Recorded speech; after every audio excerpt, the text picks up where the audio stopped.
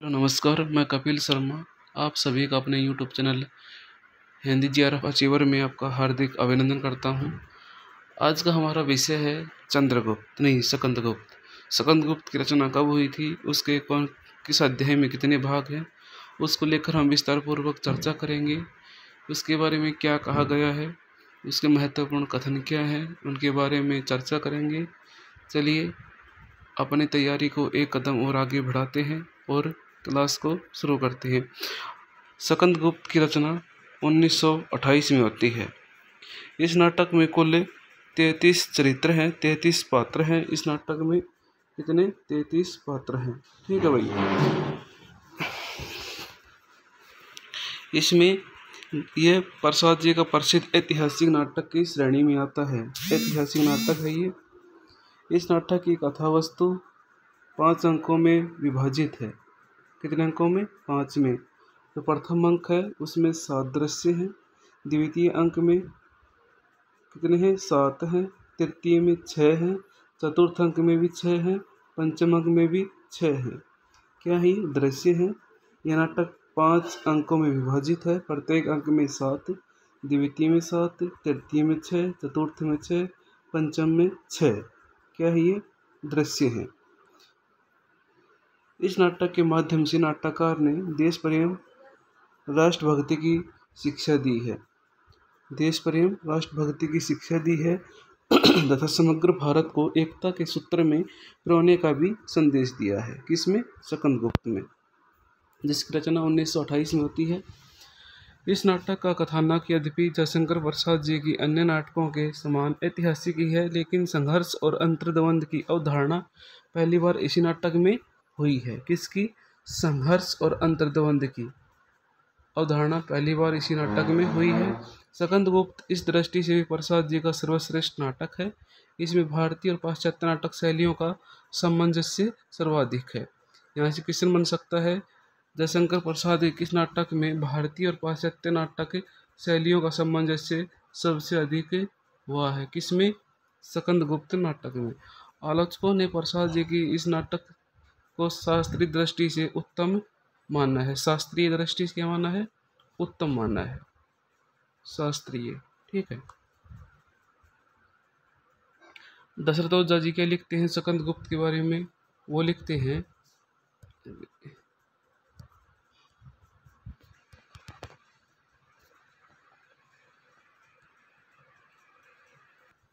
दशरथ ओझा लिखते हैं, सकंदगुप्त नाटक की वस्तु विन्यास में प्रसाद की प्रतिभा सजीव हो उठी है और उनकी नाट्य कला ने अपना अपूर्व कौशल दिखाया है। इस नाटक में भारतीय और यूरोपीय दोनों कलाओं का सहज समन्वय भी हमें देखने को मिलता है। आचार्य नंद दुलारे वाजपेयी जी के शब्दों में, यानी उन्होंने सकंदगुप्त के बारे में क्या अपने विचार रखे हैं? उन्होंने कहा है, चरित्र निर्माण में मानव स्वभाव का सहज और कलात्मक प्रदर्शन इस नाटक में हुआ है। प्रसाद के नाटकों की भांति शेक्सपियर के नाटकों में भी 5 अंकों की क्या थी? परंपरा हमें मिलती है। इस नाटक में इतिहास प्रसिद्ध सकंदगुप्त को क्या बनाया गया है? नायक बनाया गया है। किन्होंने कहा है? आचार्य नंद दुलारे साहब ने कहा है। प्रसाद के नाटकों के संबंध में कहा जाता है कि भले ही उनकी नाट्य रचनाओं के कथानक इतिहास के लिए गए हों, पर वे अतीत के पट पर वर्तमान का चित्र प्रस्तुत करते हैं। पात्र इसमें कौन कौन से हैं? कुमारगुप्त, देवकी बड़ी रानी, अनंत देवी, सकंदगुप्त देवकी का बेटा होता है, पुरगुप्त अनंत देवी का बेटा पात्र हैं। इसमें पुरुष पात्र कौन कौन से हैं? सकंदगुप्त, जो गुप्त राजवंश का युवराज जो नायक है इस नाटक में। पुरगुप्त राजकुमार है। इसका शासनकाल 467 ईस्वी से 469 ईस्वी तक रहता है। कुमारगुप्त मगध का सम्राट। इसके 2 पुत्र सकंदगुप्त और पुरगुप्त होते हैं। गोविंदगुप्त कुमारगुप्त का भाई होता है। प्रणदत्त मगध का महानायक। चक्रपालित प्रणदत्त का पुत्र। विश्ववर्मा मालव राजवंश का शासक। इसके 2 पुत्र बंधुवर्मा और भीम वर्मा होते हैं। ये पुरुष पात्रों का परिचय है। आगे भी पात्रों के हम जिक्र करेंगे। अब मुदगिल विदूषक, मत्रगुप्त काव्यकर्ता कालिदास और स्त्री पात्र कौन कौन से हैं? देवकी कुमारगुप्त की बड़ी रानी और स्कंदगुप्त की माता। आनंद देवी कुमारगुप्त की छोटी रानी और पुरगुप्त की माता होती है। मालिनी मातृगुप्त की प्रणयनी। ये महत्वपूर्ण पात्र हैं। आगे जयमाला बंधुवर्मा की पत्नी होती है और मालव की रानी देवसेना बंधुवर्मा की बहन, विजया मालव की धनकुबेर की कन्या। अब इस नाटक का उद्देश्य क्या है? जिस समय प्रसाद ने इस नाटक की रचना की 1928 में, उस समय देश गांधी जी के नेतृत्व में भारत की स्वतंत्रता के लिए आंदोलनरत था। आवश्यकता इस बात की थी कि देश में नवयुवकों को राष्ट्र प्रेम जागृत हो और वक्त याद एवं बलिदान की भावना से भरकर इस आंदोलन को सफल बनाने में अपना योगदान कर सके। प्रसाद के अधिकांश नाटक इस उद्देश्य की पूर्ति भी करते हैं। अब नाटक की समीक्षा पढ़ते हैं। इस नाटक की कथावस्तु का संबंध दो राजवंशों से है। इसमें एक है गुप्त राजवंश, दूसरा है मालव राजवंश। नाटक के नायक स्कंदगुप्त का संबंध गुप्त राजवंश से है और नाटक की नायिका मालव राजवंश की राजकुमारी है। स्कंदगुप्त नाटक में 5 अंक हैं। नाटक के प्रथम अंक में गुप्त साम्राज्य के आंतरिक विद्रोह और सम्राट कुमारगुप्त के विलासपूर्ण जीवन में गुप्त साम्राज्य की शांति व्यवस्था अशांति में बदली स्थिति को बतलाया गया है। प्रथम अंक में क्या दिखाया गया है? गुप्त साम्राज्य के आंतरिक विद्रोह, सम्राट कुमारगुप्त के विलासपूर्ण जीवन और गुप्त साम्राज्य की शांति व्यवस्था अशांति में बदली स्थिति को बतलाया गया है। इसमें प्रथम अंक में अब सम्राट की अयोग्यता, वीरसेन के असमय मृत्यु और विदेशियों की आक्रामकता से गुप्त साम्राज्य पर प्रश्न चिन्ह लग जाता है। ऐसी स्थिति में स्कंदगुप्त करते हुए स्वाभाविक रूप से बढ़ जाता है। पारिवारिक विद्रोह की शांति और आर्यावर्त की गौरव की रक्षा उसका प्रथम कर्तव्य बन जाता है। इसी समय पुरुगुप्त, भट्टारक और आनंद देवी को षड्यंत्रपूर्ण योजना से सम्राट की मौत हो जाती है। इतना ही नहीं, इस साम्राज्य के परम शुभ चिंतक पृथ्वीसेन महाप्रतिहार और दंडनायक आत्महत्या कर लेते हैं। ऐसी स्थिति में स्कंदगुप्त विचलित हो जाता है, फिर भी लक्ष्य प्राप्ति दिशा में पूरी शक्ति लगाकर जुट जाता है।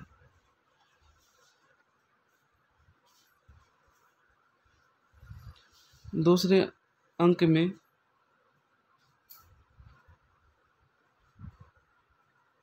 स्कंदगुप्त का प्रयत्न लक्ष्य के लिए है और उसमें गृह संघर्ष प्रथम विधान के रूप में आता है। इसका पता हमें अनंत देवी और भट्टारक के षड्यंत्रों से चला है।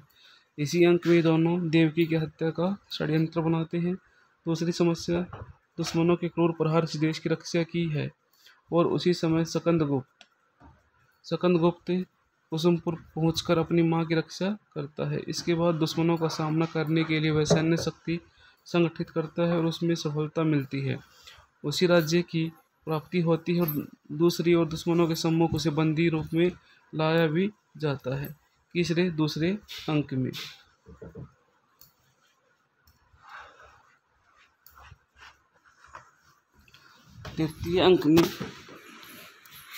तृतीय अंक में प्रपंच बुद्धि, भट्टारक और आनंद देवी की षड्यंत्रपूर्ण योजनाओं का सामना स्कंदगुप्त को करना पड़ता है।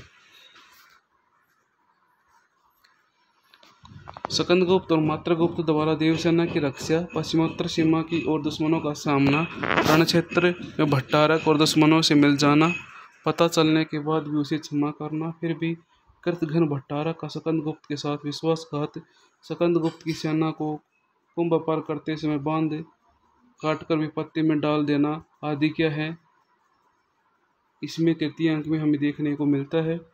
चौथा अंक क्या कहता है? चौथा अंक कहता है स्कंदगुप्त विपरीत परिस्थितियों में निस्सहाय और अकेला दिखाया गया है। उसकी मां का स्वर्गवास, जीवन के दूसरे साधन और अस्त व्यस्त भट्टारक के कारण विजया का देश कल्याण की भावना से प्रेरित होकर क्रियाशील होना, देवकी की मृत्यु से भट्टारक को भी बहुत बड़ी शिक्षा मिलना और संघर्ष विमुख रहने का संकल्प, प्रेम के क्षेत्र में भी अनेक महत्वपूर्ण परिवर्तन, विजया का स्कंद से आसक्त होना, इसमें हमें देखने को मिलता है। किसमें? चतुर्थ अंक में स्कंदगुप्त का देवसेना से आसक्त होकर होणों सुबह देवसेना को सहायता प्राप्त अनेक प्रकार की उन जनों के बावजूद भी देवसेना के अनुराग के प्रति स्कंदगुप्त का क्या होना, सजग होना, इसमें हमें देखने को मिलता है। अब 5वें अंक में क्या दिखाया गया है। 5वें अंक के प्रारंभ में सैन्य संचालन, रक्त बटारा की अदम्य वीरता और सूझबूझ के कारण विपक्षियों के एक महत्वपूर्ण गढ़ टूट जाता है। अनंत देवी और धर्म संधोख में विरोध की स्थिति उत्पन्न होती है। दूसरी ओर प्रणदत्त के अनुपम सहयोग से स्कंदगुप्त धनराशि की उपलब्धि, आर्यवर्त के गौरव की रक्षा, रण क्षेत्र में पुरगुप्त रक्त का टिक्का लगाकर उसको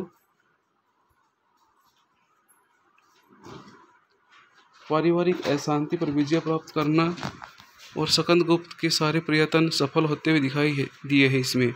इसमें 5वें अंक में सामाजिक सफलता के रूप में सब कुछ पाकर विनायक अपने व्यक्तित्व परिवेश में अतृप्ति की पीड़ा से पीड़ित है। देवसेना के चरणों पर अपना सब कुछ लौटाने वाले स्कंदगुप्त देवसेना इसलिए उपलब्ध न हो सकी क्योंकि उसे मालूम राजा के सम्मान का बड़ा ध्यान था। किसको? देवसेना को। अकेला स्कंदगुप्त आंसू बहाता रह जाता है और स्कंदगुप्त के कारण उच्छ्वास से ही नाटक का अंत हो जाता है। ये 5 अंकों में होता है। अब इस नाटक की समीक्षा क्या है। प्रसाद के नाटक को पढ़कर पता चलता है कि प्रसाद स्वार्थ लिप्त भोग प्रणयन आदि रूप में को नहीं बल्कि अशरीरी रोमांटिक भावनाओं को महत्व देते हैं।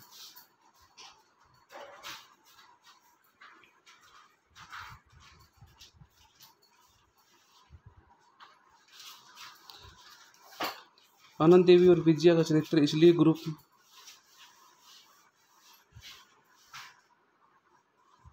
अच्छा लगता है क्योंकि उसकी प्रेम अनुभूति स्वार्थ लिप्सा युक्त भोगोन्मुख है।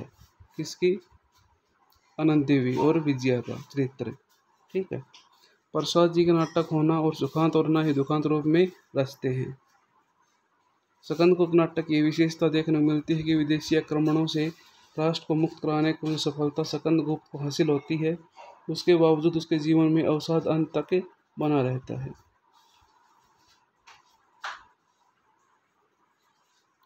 नाटक के महत्वपूर्ण कथन क्या है।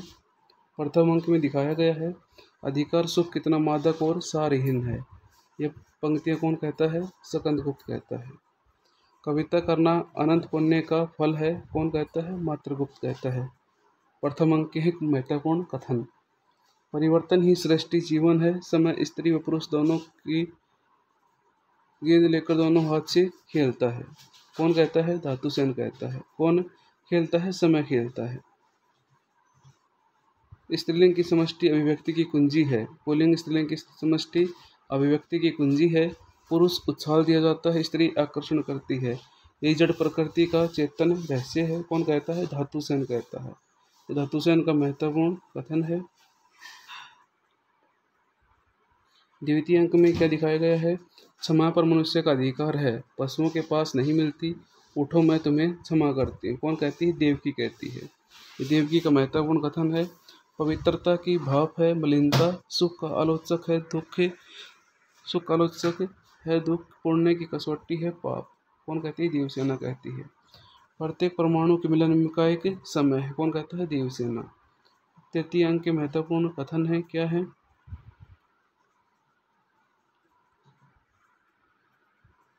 हाँ, युवनों में उधार ली हुई सभ्यता नाम को विलासिता के पीछे आर्य जाति उसी तरह पड़ी है जैसे कुलवधु को छोड़कर कोई नागरिक वेश्याओं के चरणों में चला जाए। कौन कहता है? सैनिक कहता है। अब चतुर्थ अंक के महत्वपूर्ण कथन क्या कहते हैं। धर्म के अंध भक्तों मनुष्य अपूर्ण है, इसलिए सत्य का विकास जो उसके द्वारा होता है वह क्या है? अपूर्ण होता है। प्रख्यात कीर्ति। अब पंचम अंक के कुछ महत्वपूर्ण कथन है। आवश्यकता ही संसार के व्यवहारों की दलाल है। कौन कहती है? विजय कहती है। जिए तो सदा उसी के लिए, यही अभिमान रहे, ये हर्ष निसावर कर दे हम सर्वस्व हमारा पर्याय प्यारा भारतवर्ष। कौन कहता है? मात्रगुप्त कहता है। आहा आहा वेदना मिली विदाई। कौन कहती है? देवसेना कहती है।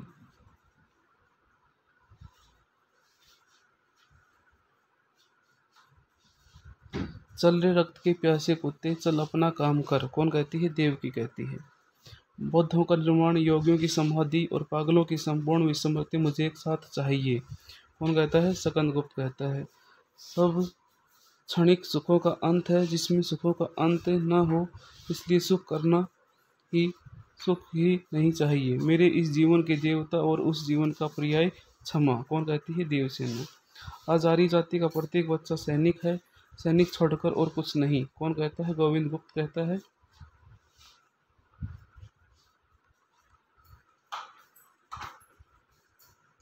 अहंकार मूलक आत्मवाद का खंडन करके गौतम ने विश्व आत्मा को नष्ट नहीं किया, कौन कहती है? धातु सेन कहती है। हम लोग एक ही मूल धर्म की दो शाखाएं हैं, अब हम दोनों को विचारों के फूलों से दुख दुगध मानव का कठोर पर कोमल करें, प्रख्यात कीर्ति कहती है। देश की दुर्दशा निहारोगे, डूबते को कभी उभारोगे, कौन कहती है? देवसेना कहती है। भारत समग्र विश्व का है और संपूर्ण वसुंधरा इसके प्रेम पास में आबद्ध है, कौन कहती है? धातु सेन कहती है। डॉक्टर नगेंद्र ने देवसेना के संदर्भ में कहा है, ऐतिहासिक नाटकों की सर्वोत्तम नायिका देवसेना प्रसाद की चरित्र सृष्टि कोमल कल्पना की क्या है? अमर उपज।